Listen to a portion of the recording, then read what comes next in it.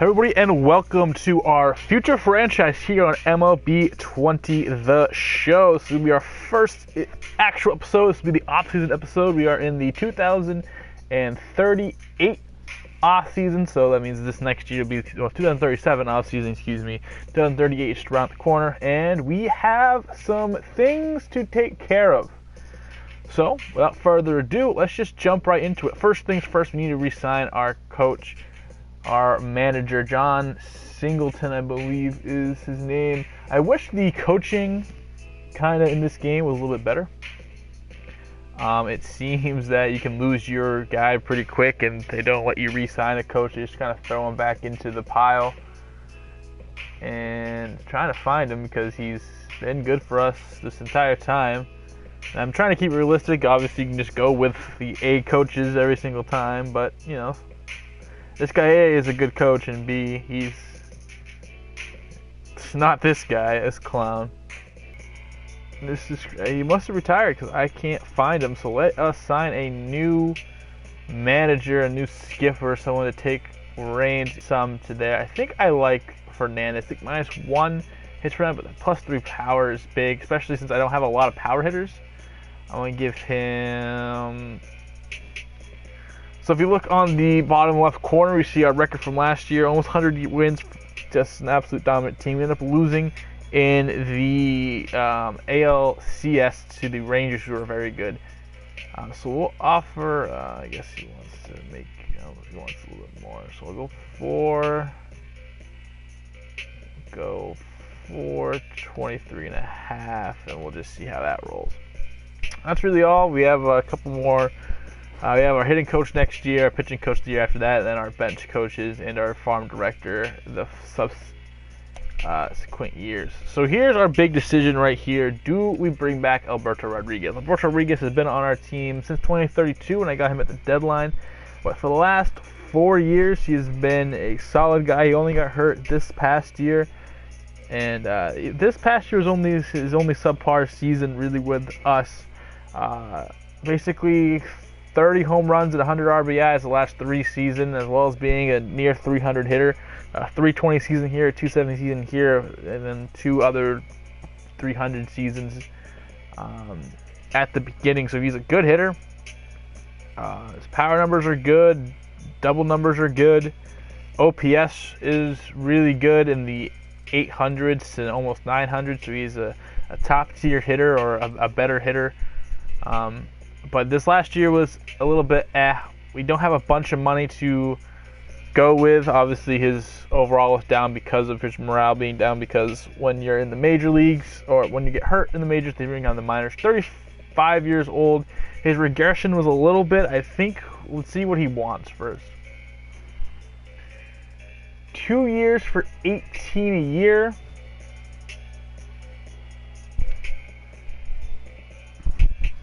Oh, wait a second. Then we have Emil Jacquez, who we got at the trade deadline. He was solid for us, a 2.66 ERA. But I think we have a lot of good bullpen guys. He's regressing, and he wants 2.4 we can save. If we look at our first baseman situation, or let's just look at our rosters, get familiarized with the team. This will also serve as kind of a get to know the team. So our rotation is filthy. We have 5 guys who are under the age of 28 and all have A potential. Thomas Stern, we just acquired the trade deadline. He was on the trade block, so I decided that was, if the team was going to shop him, then why not? Normally I try to stay more realistic, but they were shopping him. The Reds, who we got from, ended up winning the World Series, so I don't really think it hurt them all too much. So let us look at Thomas Stern. He's a strikeout pitcher, which we don't really have a bunch of. We have Tom Rasmussen, who's been our ace the last couple of years, won a Cy Young.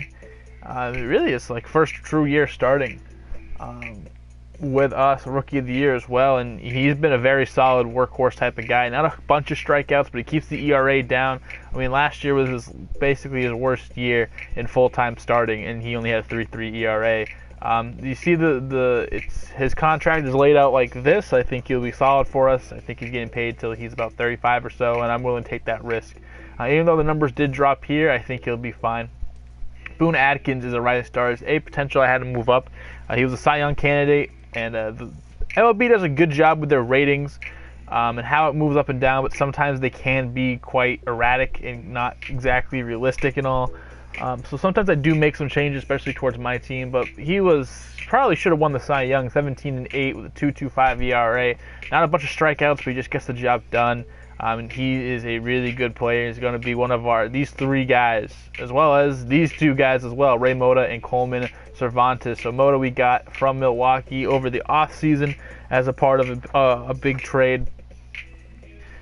He had a solid year, as a fourth guy. If a 3.74 ERA is great. He was a rookie last year as well as Coleman Cervantes. I believe one of them won the Rookie of the Year. Might have been Coleman. We went 15-12 with a 3.70 ERA. He was electric as well.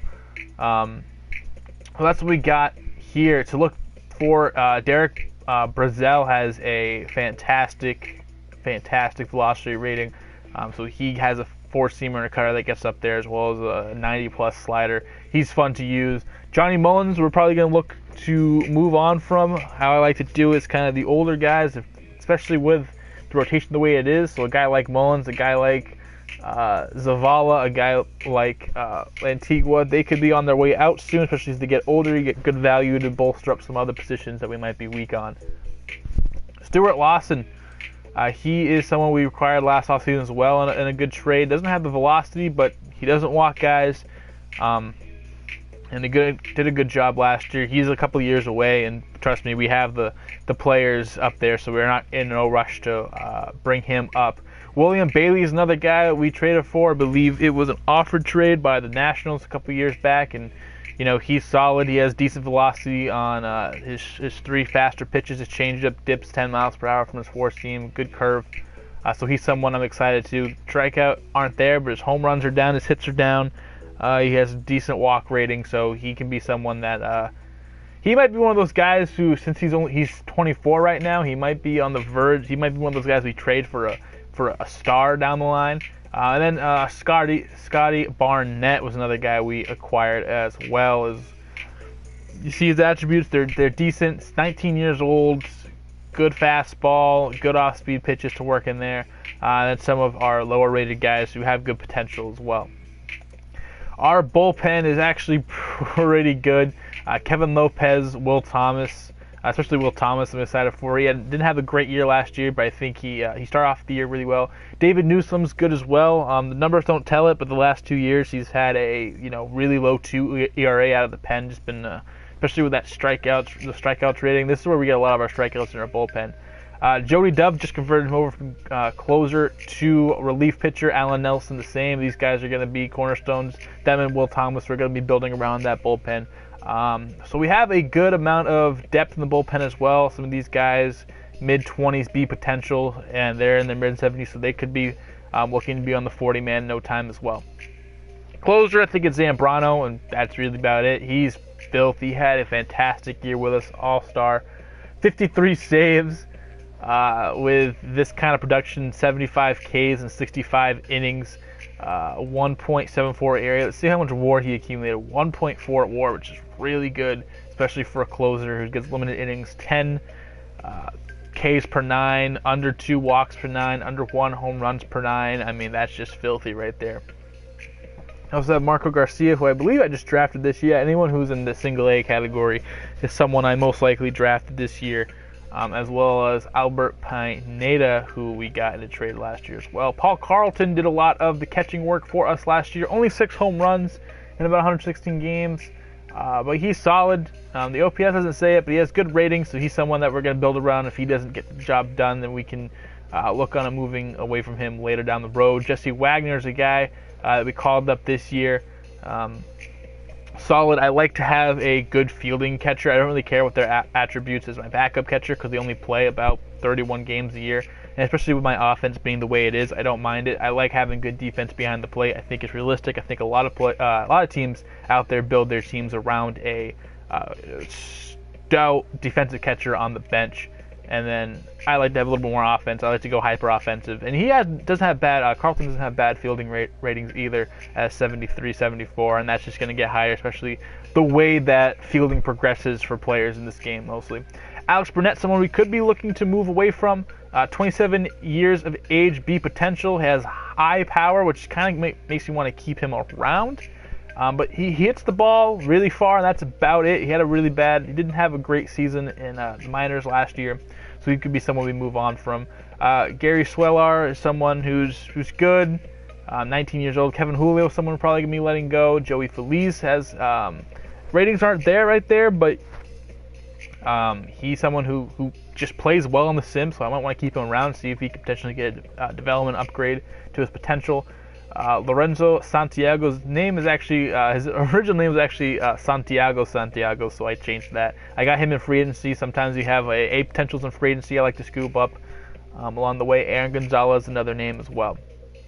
And here is our situation at first base. Do we move on from Roberto Rodriguez, who has been our DH for the last few years, and keep Greg Hayes? I mean, I'm obviously going to keep Greg Hayes, but do we go somewhere else in the DH department? Do we keep Rodriguez? I'm leaning towards keeping Rodriguez. I think that even though we have a lot of money allocated, especially to our outfield, which we'll get into a little bit later, I think he's a solid piece. I think I like his hitting attributes. Even if he regresses in this 2-year contract, he's still going to have above average stats in a lot of places. If you the way MLB The Show works their thing, 60 is average at a position, so 60 contact versus any size average, so he's well above average into the elite category. So even if he regresses, I think he can still be a very serviceable player, so that leans towards me wanting to re-sign him. Greg Hayes as well, this is probably as good as he's going to get. That's about where his potential is, so he might cap out here, but if I'm getting 18 home runs and good defense out of my first baseman, I think that's fine. Brooks Huff, another guy whose power is developing, but has solid contact, and the fielding's getting there. Garrett Mixon is someone I signed just because of his fielding, but he won't be back. Greg Farrell, A potential, his attributes going up, someone to look out for in the future, especially if Hayes kind of stagnates and he can get some, especially in 2 years if Rodriguez is most likely gone at 37. And then Kenji Gatto, who I got in the draft this year. Rafael Nieves is my second baseman. He's okay offensively. I mean, actually not really. He's a below average. 750 OPS is about average for a hitter. But 30 doubles, 16 home runs. He plays Gold Glove defense. Pretty sure he won the Gold Glove. Originally a shortstop because his arm strength was down and moved him over to second base. So he has a few years left on his, so he has a bunch of team control, so he'll be here for a while. Darnell Sorvala, a good fielder as well. Marshall Person's a better hitter than a fielder, but he's someone we could potentially be looking to move on from as well. Jose Murillo and Kevin Harms, who Kevin was actually our first overall, or our first selection in this year's draft. I'll talk about the draft a little bit later. Patrick Correa, another young guy at third base. 2 seasons ago, I did a fire sale. We didn't make the playoffs. I traded some of our players, and we let the younger guys come up. I kind of use him as a second leadoff man at the bottom of my lineup. Decent speed with that stealing rating. He does steal a good amount of bags. 17, only 2 caught stealing. Even though the OPS isn't really there, he showed good signs. 31 doubles, 14 home runs. Again, because his defense is okay. But he's someone to look out for. Wayland Williamson probably be let go. Andres Castaneda potentially. We'll see about him when we get to that. Irving Diaz I'll keep a little bit longer. The A potential guys, they tend to hit their A potential. So we'll keep him around until he starts sucking, and then we'll probably get rid of him. I don't think I'll finesse a trade out of him. I think I'll just let him walk. Ryan Salazar has good contact, and his fielding's pretty low. Only a C potential. This could be as good as he gets. Bruce Baker is going to take a while to develop. He probably will be gone, honestly. And Tomas Gomez, someone to keep an eye on. Dallas Geary held it down, but this is someone I want on my bench. As you look at all the secondary positions, I want to use him kind of as a Brock Holt type of dude. And so his OPS has been okay. I mean, as like Brock Holt type of guy, that's good production off the bench. But someone to shortstop, something we can be looking to upgrade at. Ramon Garcia, a good fielder, could probably play, be a bench bat in the future. Freddie Tavares was a bench bat for us this year. Actually played pretty well for being what he is. Just league average contact and around league average power. Just a really average guy, basically, and he's doing well. Andres Ruiz, a high contact guy, high speed guy. You see a lot of those high contact, high speed guys. There's not a lot of variation in the creative players, so I try to make them a little bit, and again, we'll get into that later. Robert Uchida, who I'm actually quite excited for, and he could be that guy to take over for Dallas Geary. You might get like a stopgap or two for the next 2 years, so Geary can go back to the bench. But Uchida looks like he's going to be the man, and I traded for him from, I think there's one team who had like a bunch of A potential guys, so I try to make it realistic, and I'd only trade for a top prospect if they have other prospects in that, and then I give up a good player in prospects in return. Lewis Evans just not really good at anything, but he's going to evolve into a well-rounded shortstop as well. And then Sean Robles, who I got for depth last year, and his power came along really well on the left side, as you see a +8 in that category last year. We'll see what you want to do with him. Walter Ahn, an MVP candidate, has been probably one of our top 3 players the last few years. High steal numbers in the hovering around 30 every year. Hits in the round 300. Only have that one outlier year at 261. This year, this 2034 year was his MVP year. We had 1,000 OPS as well as just 34 home runs, 59 doubles. I mean, he was a monster, and he played well last year as well. Ruben Miner, someone who could potentially, especially if Rodriguez doesn't work out, he could be a DH in the future. I don't like how his potential went down. He had a good year, so I'll actually do a little editing, attributes. We'll pump it back. I think it was an 87, so we'll just do that. I mean, again, it's not perfect how things move. I like how things move. It is ratings based. If you have a good year versus lefties, you see his contact go up. But especially for older players, they kind of predetermine who's going to regress more than others. So every once in a while, I'll move up ratings, not a whole bunch. Tom Chone, someone who did well off the bench for us at about 280 average, 5 home runs, 775. OPS was just slightly above average, so that's all that is. Vizcaino, high contact guy against lefties, a situational hitter, maybe could be a bench bat in the future. And William Nelson, good ratings versus righties. Other than that, pretty everywhere else. He was a first-round pick. It's really hard to draft in this game, which I kind of appreciate because, in other games, like MLB and NBA 2K and Madden, you can really, it's pretty simple to draft, and you can always get good guys.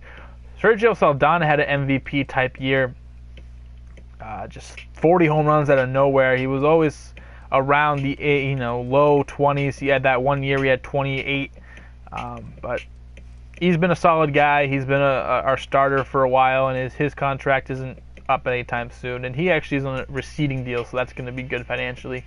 Stephen Holland's probably going to be on the bench this year for us. He was a first-round pick as well. I like how his potential is going up. He could be, especially with that speed and those high contacts. That's why I like in my bench bats.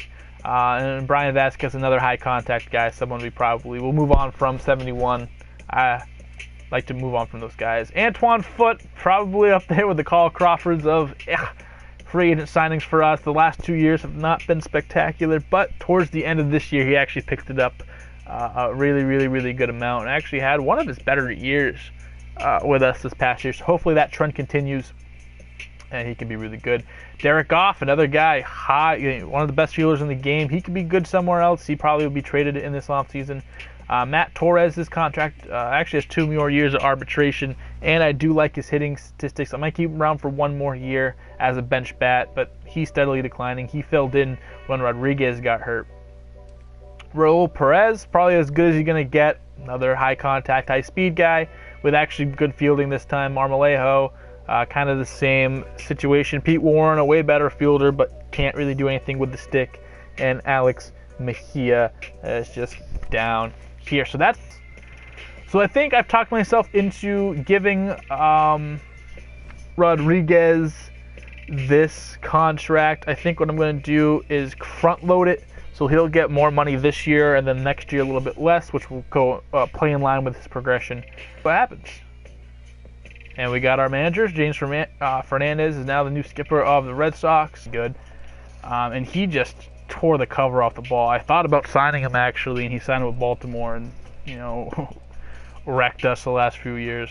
So, actually, he could be interesting to move back to shortstop. which would actually be really cool. I actually might do that. That would be good.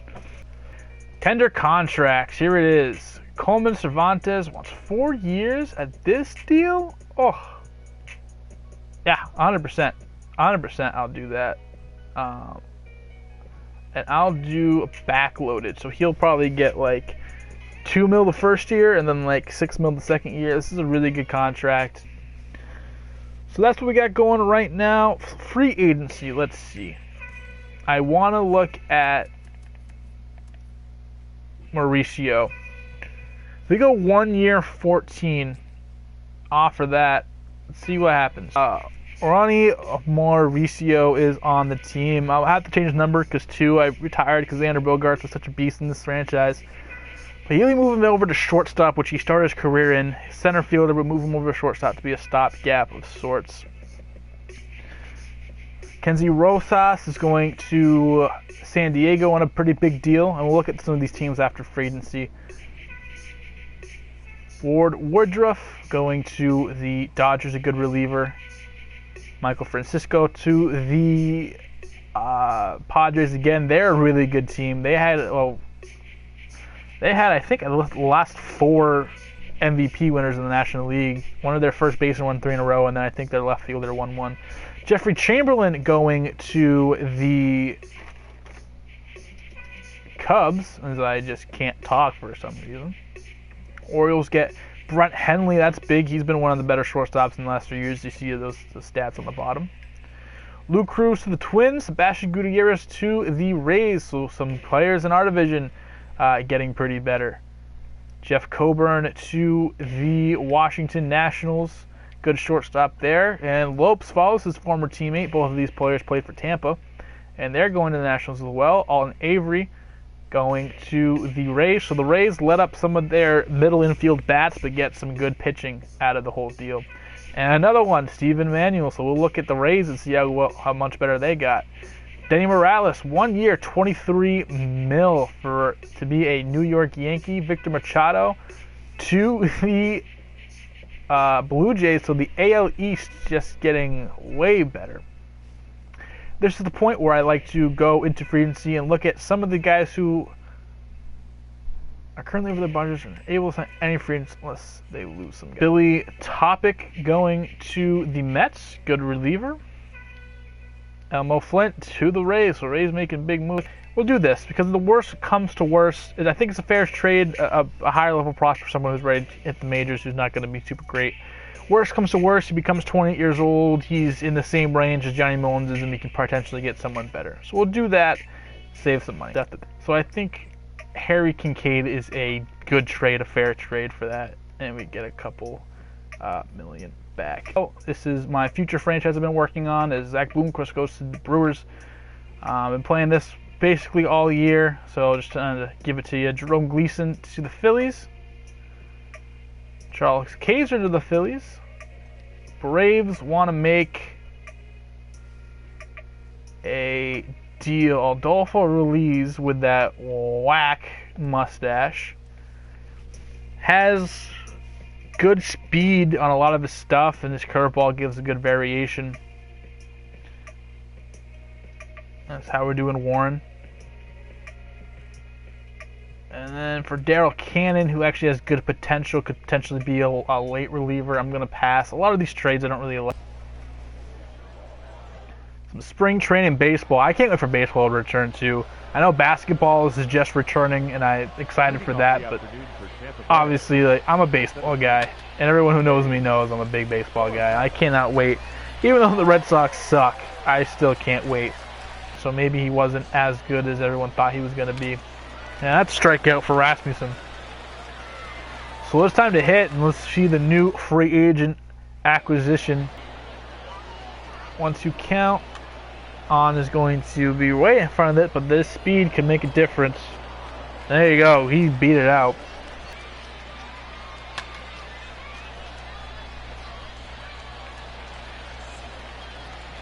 If I go 3-2 with Alberto Rodriguez, I'll probably send the runner at first. Ooh, is that going to get down? I'm going to go. There we go. That's good. And in the third, yes, sir. So turn on the the off-speed pitch. And Saldana is going to be coming out of the game, which is fine. And he gets a fastball to hit. It's going to be caught most likely, but that's going to be enough to advance the runner and get him home. I'm not really good at the hitting, so that's why the hitting rating is a lot lower than the pitching rating. But right there is a frozen dart right to the top left-hand corner. Oh, toss this one into the gap. Most likely 2 bases for the second baseman. And Nieves will stop there. Good piece. Full count hitting. The third baseman, Patrick. I just waited on that curveball and just sauced it back. Hey, there we go. Zavala gets his first strikeout of the day. My philosophy, and might as well try it. It's spring training. This don't matter. Oh, is he O's? Nah, he's in there. Dumb dive, but hey, why not? Goes chasing out here. And strike 3.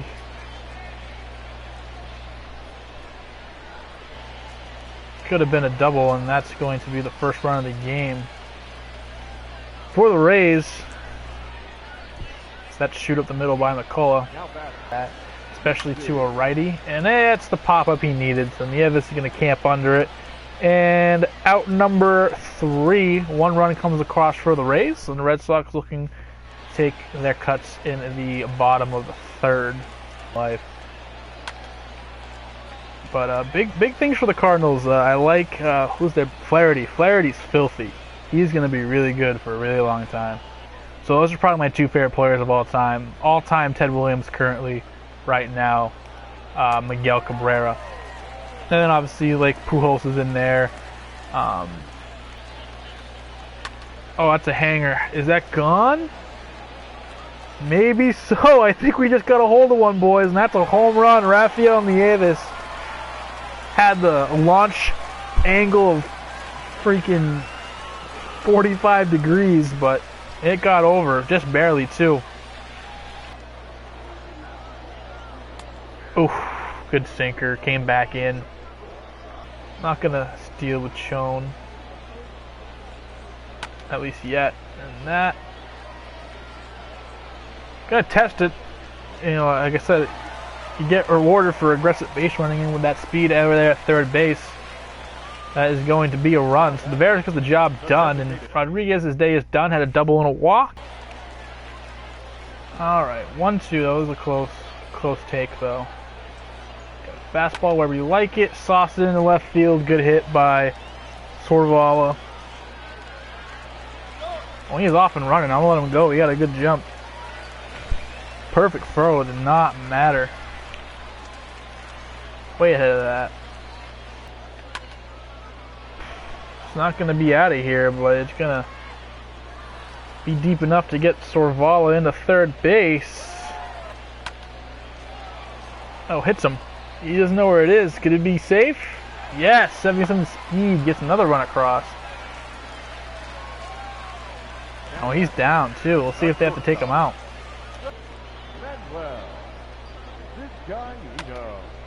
Oh, that is crushed deep to left field and just almost hits the Bowman Scout sign. That is an absolute blast by Vizcaino. 100 miles off the bat, almost 400 feet. Got every stitch. Launch this one back. Just dink. See ya, he knew it. Bye-bye. Thanks for playing. Wow. And that's just what the doctor ordered. Double play over to shortstop, over the first, and that is going to do it.